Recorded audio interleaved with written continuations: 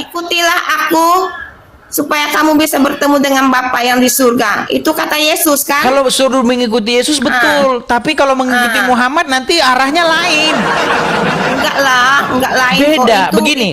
Itu begini, bagi Sinta. orang yang kurang paham. Oke, kita nggak usah bahas Muhammadku nanti dia teranu lagi, nanti dia marah-marah. Gini, Sinta. Gini.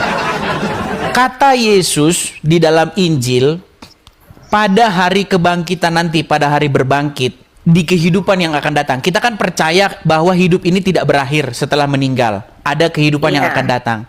Nah, menurut Yesus di dalam Injil, orang itu tidak kawin dan dikawinkan, melainkan hidup seperti malaikat di sorga. Beda dengan kata Muhammad. Jadi makanya ya, apa yang dikatakan Muhammad, Tuhan yang dikatakan Muhammad itu nggak sama dengan Tuhan di dalam Bible, di dalam Injil, dalam Taurat. Sama. Oke, kita buktikan berbeda ya. Kita buktikan. Buka Injil, Bang. Sebentar. Gini, kita buktikan dulu. Sabar ya. Nih. Kaum muslimin. Tapi kata Rasulullah, kesibukan para lelaki nanti di dalam surga adalah, malu saya menceritakannya nih. Sampai malu loh. Sebentar, sampai malu loh Ustadz menceritakannya. Tapi nggak apa-apa, kita ceritakan. Lanjut. Mau terus? Kesibukan para lelaki yang masuk surga di surga adalah memecah perawan istri-istrinya. Perawan terus. Habis malam pertama dapatkan perawan istri, selesai dia perawan lagi. Gitu. Serius, Pak. Bagusnya ibu-ibu gak ikut dengar pengajian ini. Ini khusus bapak-bapak. Kata Rasulullah, maaf ini hadisnya sahih. Tolong baca nanti dalam kitab Tamasya. Ya, itu saya udah itu. Sebentar dulu Sinta, kita dengarkan dulu Sinta. Sabar, ini penonton 3.700 orang tidak sabar ini ingin mendengar ceramah yang sangat cetar membahana. Iya. Oke? Saya udah tahu itu ayatnya berapa, Bang. Kita putarkan lagi. Tabur lagi. Jauziyah. Judul aslinya adalah Hadil Arwah ila Biladil Afrah. Rasul berkata, maaf, zakar laki-laki ketika dia berdiri karena syahwat selama 70 tahun berdirinya. Yes. Tuh, jadi menurut ajaran orang Islam, di kehidupan yang akan datang itu kawin-mawin, terjadi hubungan seksual antara laki-laki dengan perempuan. Sementara di dalam Injil, apa yang dikatakan Yesus, di kehidupan yang akan datang manusia tidak kawin dan dikawinkan lagi, melainkan mereka hidup seperti malaikat di surga. Bertentangan, Sinta. Jangan kau bilang Muhammad dan Yesus membawa pesan yang sama. Beda jauh. Nah, sama, Bang. Islam itu memang diizinkan boleh berdusta di dalam 3 perkara. Iya, betul. Salah satunya adalah berdusta ketika menghadapi musuh. Iya. Berdusta dalam hal mendamaikan orang yang berselisih, dan berdusta antara suami dan istri. Nah, sehubungan dengan bolehnya seorang muslim berdusta kepada lawan, kepada musuh, ya, di dalam sebuah kompetisi atau peperangan, maka dari mana saya bisa percaya bahwa Anda tadinya adalah Kristen, sekolah teologi dan sebagainya? Silakan. Iya. Kalau dalam Matius, saya sih udah lupa Bang, karena saya bukan begitu, Sinta. Maksudnya buktinya bahwa Anda dulu seorang Kristen gitu. Kok lari ke Matius? Iya. Dulu saya Bang, sekolahnya di GKKB. GKKB. Gerejanya dulu di mana? Gerejanya di Pontianak, GKKB di jalan gereja apa itu dulu kalau boleh tahu? GKKB, Bang. GKKB itu apa? Gereja Kristen? Gereja Kristen. Iya, gereja Kristen apa? GKKB kepanjangannya? Gereja Kristen Kalimantan Barat. Oh, gereja Kristen Kalimantan Barat. Ya, karena mungkin teman-teman yang di Kalbar bisa mengkonfirmasi lah. Ya, silakan lah, nggak masalah. Ya, silakan. Waktu saya ini pengalaman lah ya Bang, ya kita cerita pengalaman. Ya, silakan. Karena kalau di dalam Kristen juga dilarang namanya menyampaikan dalam hal apapun itu dilarang kebohongan. Tadi katanya tadi baru saya bacakan boleh berdusta dalam 3 perkara. Iya, itulah pengalaman saya dulu Bang ya. Kita kan cerita pengalaman. Oh ya, silakan. Dalam Kristen juga kita dilarang untuk berdusta, dalam Islam pun kita juga dilarang berdusta sebenarnya Bang. Tapi banyakan Islam yang kurang paham. Mereka tuh banyakan cuma ngapal doang Bang. Kalau Al-Quran tuh banyakan ke ngapalnya, ngapal ayat, tapi tidak mempelajari apa sebenarnya isi Al-Quran tadi. Banyak terdogma dan terdoktrin oleh kearapan orang-orang Timur Tengah gitu kan. Jadi mereka tuh banyaknya hanya bisa menghafal Al-Quran tapi tidak mengerti terjemahannya tuh apa artinya yang mereka baca gitu kan. Jadi itulah banyak yang tersesat dan menyesatkan. Begitu juga dengan kita Kristen kan. Saya baru balik umroh loh Bang. Gini Sinta, Ya. satu hal yang kamu akui dan itu sering saya suarakan di channel saya.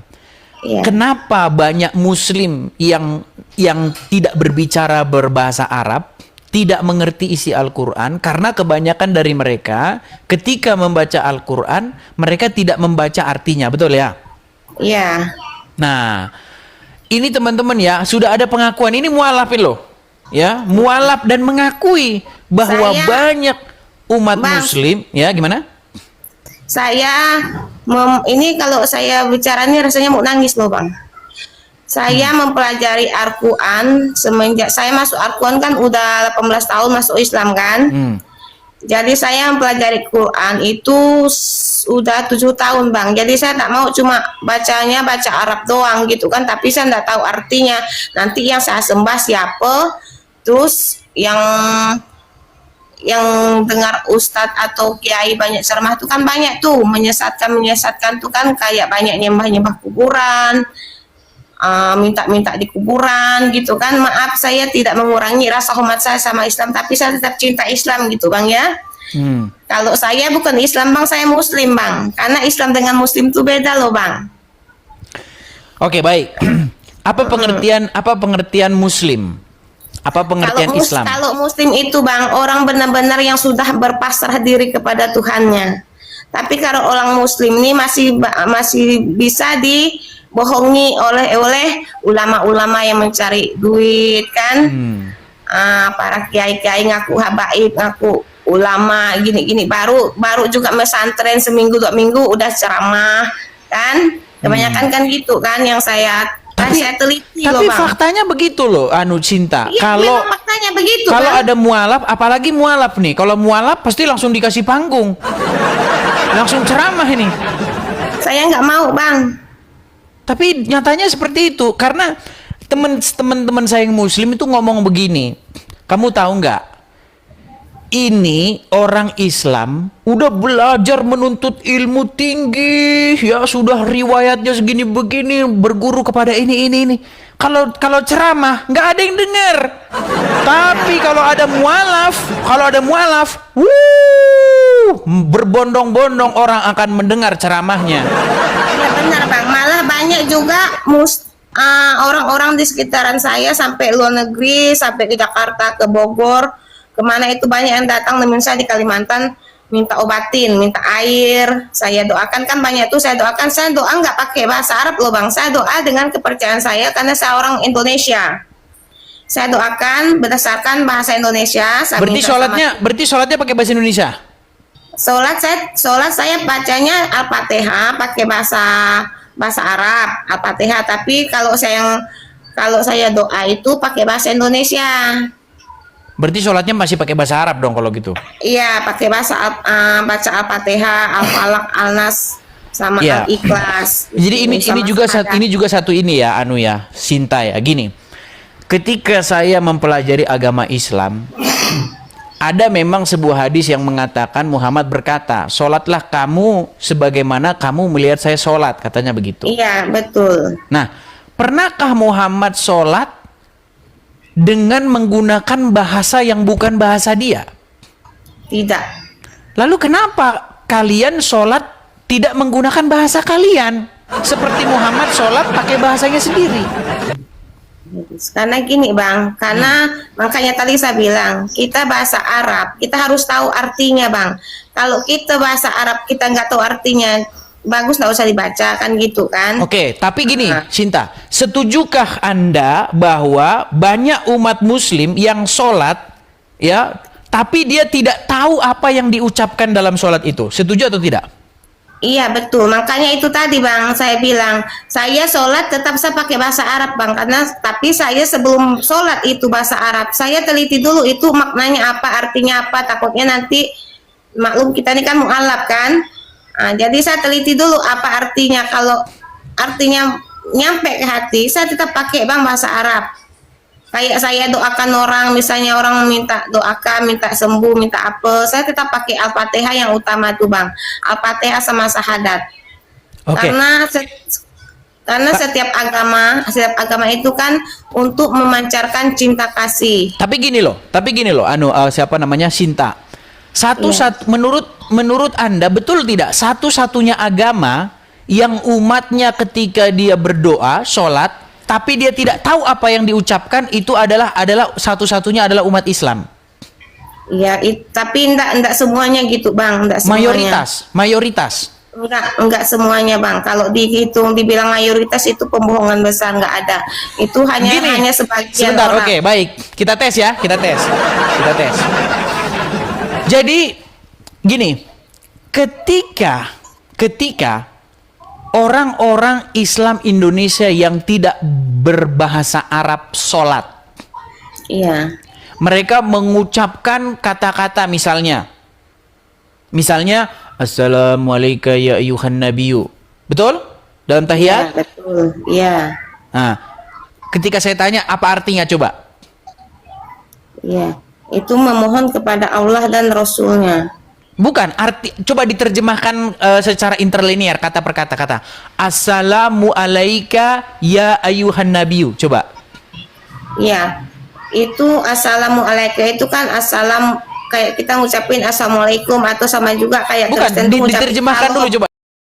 Arti dari assalamu alayka artinya adalah salam sejahtera kepada engkau.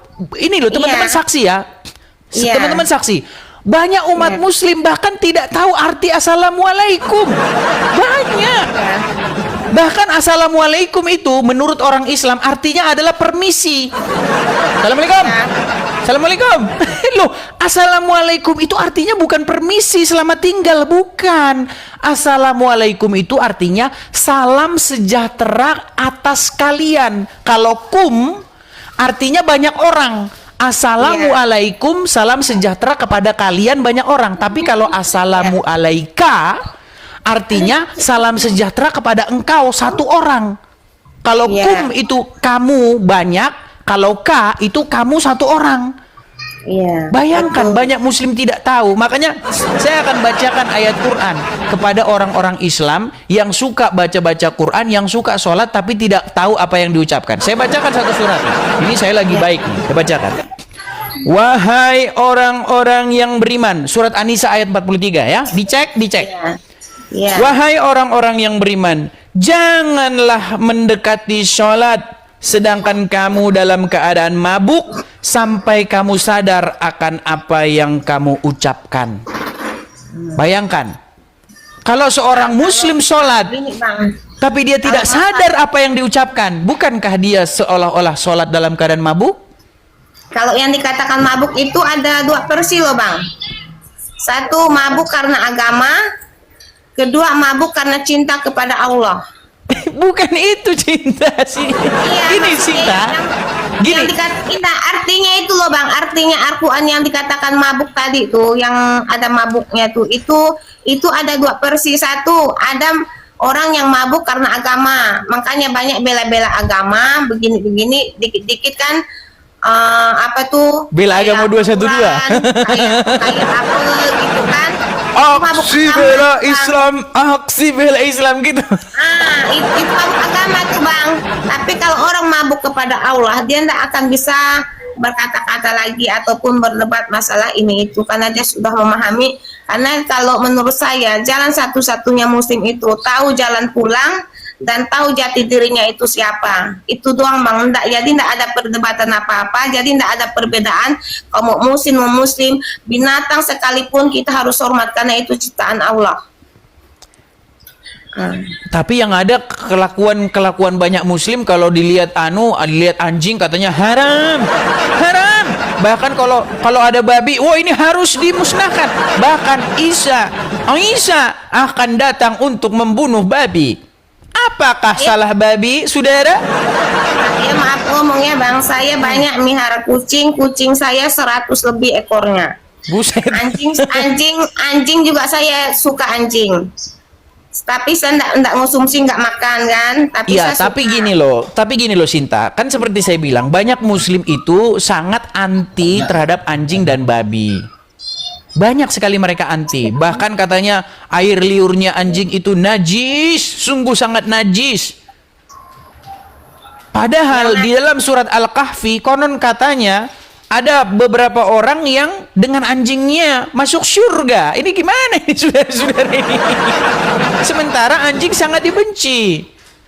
Tapi gini loh, memang kalau kita baca-baca, bukan tanpa alasan mereka benci anjing.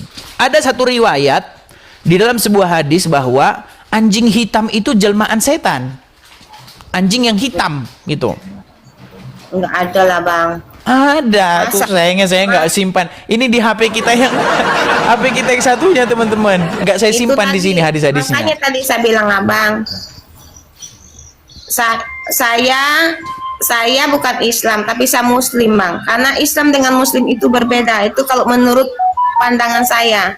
Karena seorang Muslim itu dia benar-benar udah total berserah diri kepada Sang Penciptanya dan tidak lagi membedakan mau itu binatang, mau itu manusia, mau itu agama ini, agama itu, dan nggak membedakan lagi. Karena satu-satunya jalan yaitu tadi tahu jalan pulang. Karena kita diciptakan dari mana dan kita pulang pun akan kemana. Itu intinya orang Islam bang. Oke lah. Sama dengan Kristen juga loh bang. Kayak Kristen, saya kan pernah ikut Kristen. Kayak kita Kristen ini ajarannya juga sama dengan Islam karena Injil. Beda lah. Bedanya begini Sinta. Beda bang, karena gini, kalau Kristen itu menuhankan Yesus. Kalau Islam menuhankan Muhammad. Kalau Islam enggak, saya enggak menuhankan Muhammad bang. Saya menuhankan Allah. Coba gini Sinta, ini yang serius-serius, karena kalau bahas dengan mereka ini jangan yang serius-serius teman-teman. Kalau yang tinggi-tinggi seperti bacaan kiroat nanti nggak sampai mereka. Gini Sinta, saya kasih contoh Sinta. Kalau ada seorang muslim, misalnya ada seorang muslim, dia bilang begini kepada, taruhlah namanya Udin, Sarifudin ya. Sarifudin ini sudah meninggal 1000 tahun yang silam. Dia bilang kepada Sarifudin begini, Sarifudin, dengarkanlah permohonan kami. Sarifudin, dengarlah. Menurut Sinta, apakah itu perbuatan musyrik? Iya jelas musyrik bang, karena Kenapa itu musyrik? Karena menuhankan manusia ya? Iya. Karena apa? Menuhankan manusia. Oke, baik. Ketika ada muslim, sekarang ada muslim nih, dia mengucapkan kepada Muhammad yang juga sudah meninggal dengan kata-kata begini, Muhammadku, dengarlah seruanku. Dia minta kepada Muhammad yang sudah meninggal supaya Muhammad mendengar seru-seruannya. Apakah itu musyrik? Jelas musyrik, sama dengan Kristen bang, karena Kristen juga berarti itu menuhankan Muhammad ya? Berarti itu menuhankan Muhammad? Iya. Baik, kita putarkan videonya. Apakah itu tidak dilakukan oleh umat muslim? Loh bang, tidak semuanya muslim begitu. Coba kita dengarkan, apakah seorang muslim berseru-seru kepada manusia yang bernama Muhammad. Baik, kita dengarkan dulu ya.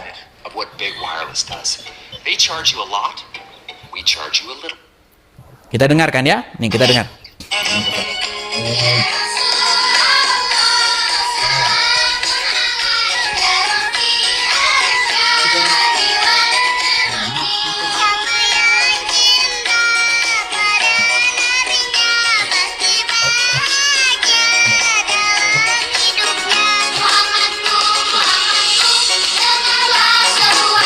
Nah tuh, Muhammadku, Muhammadku, dengarlah seruanku. Berarti mereka itu telah berseru-seru kepada manusia yang sudah meninggal bernama Muhammad, betul? Ya betul, karena itu bentuk cintanya kita seorang sekarang muslim bentuk kepada Rasul kita.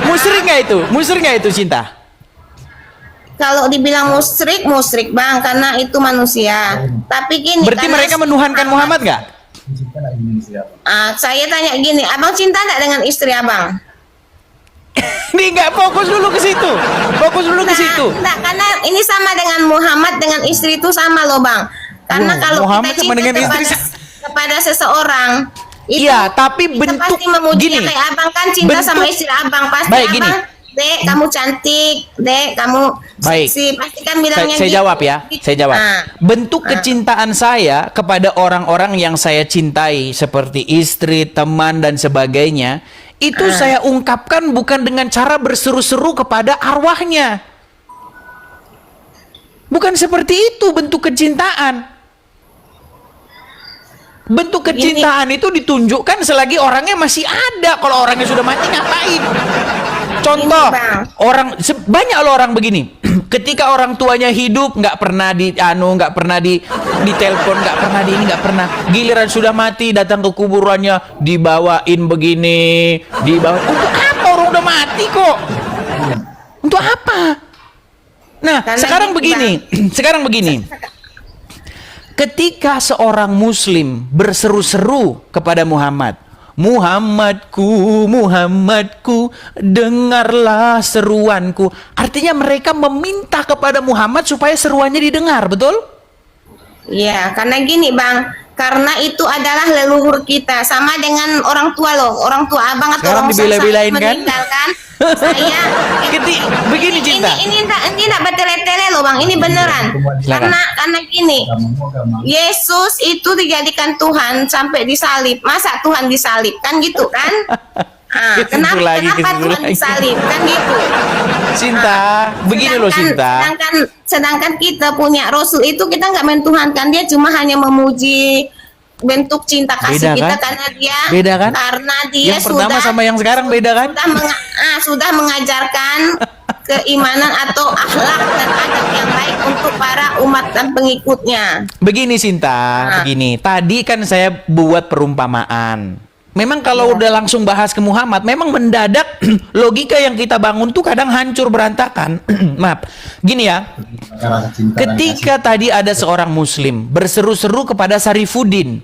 Ya Sarifuddin, Sarifuddin, Sarifuddin, dengarlah seruan kami, Sarifuddin. Sarifuddin sudah meninggal. Tadi saya tanya, Sinta, apakah itu perbuatan musyrik? Tadi kamu jawab, ya itu musyrik. Ya, karena dia menuhan. Sebentar dulu dong. Karena dia telah menuhankan manusia, betul? Ya. Nah sekarang ketika muslim berseru-seru kepada manusia yang juga sudah meninggal, yang bernama Muhammad, Muhammadku, Muhammadku, dengarlah seruanku. Itu musyrik tidak? Tadi Anda bilang musyrik. Kenapa itu musyrik? Karena apa?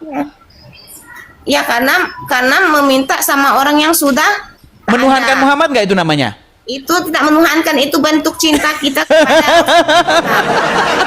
Sudah aku bilang kan, kalau ke Muhammad langsung mendadak runtuh semua bangunan yang kita bangun, logika berpikir yang kita bangun itu dan kita kesepakati runtuh. Bang, sama dengan Yesus Kristus itu bukan Tuhan, dia juga Kalau utusan. kami Ada loh dalam Injil Yesus Kristus mengatakan sembahlah Allah, sembahlah Allah. Dia tidak nggak ada, Yesus, nggak ada kayak begitu dari Ada. mana? Buka aja Injilnya bang, buka Nggak Injil ada. bang.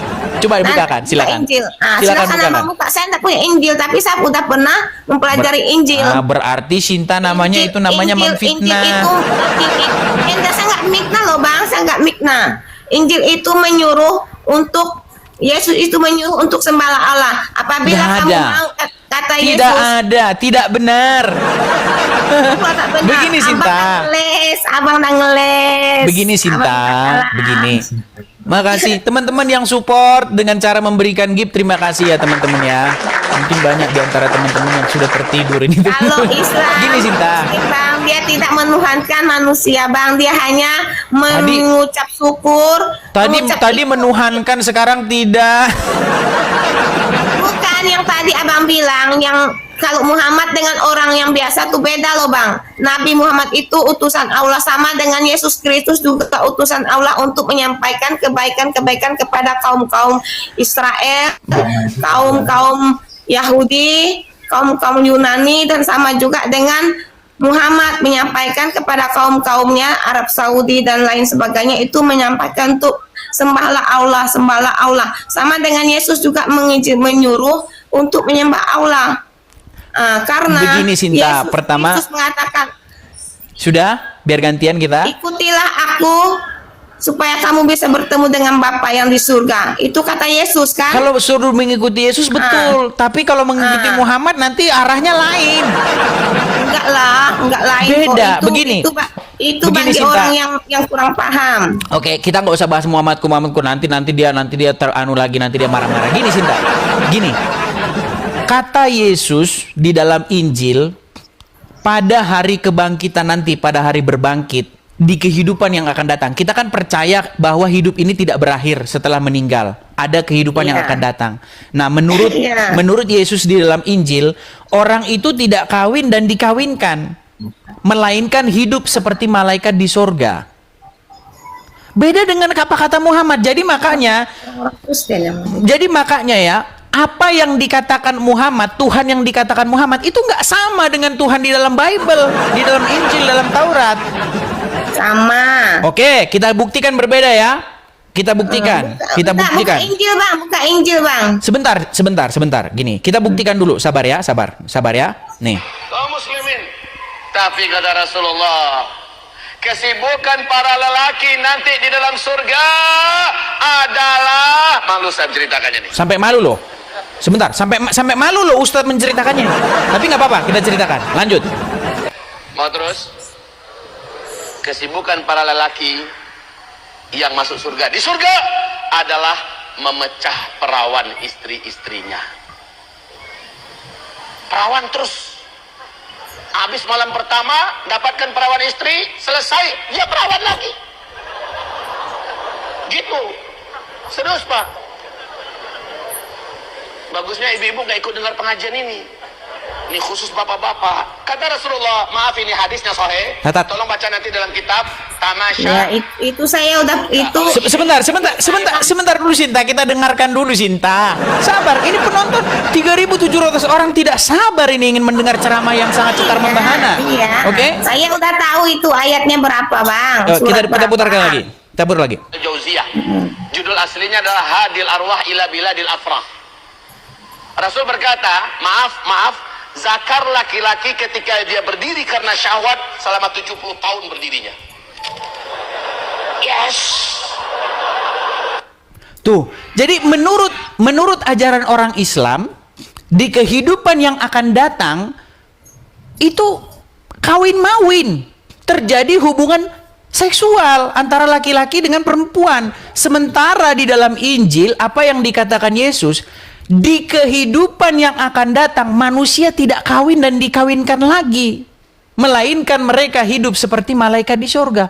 Bertentangan Sinta, jangan kau bilang Muhammad dan Yesus membawa pesan yang sama. Beda jauh. Nah, sama Bang, sama. Karena gini, samanya dari mana Sinta? Untuk apa? Untuk menyembah Allah.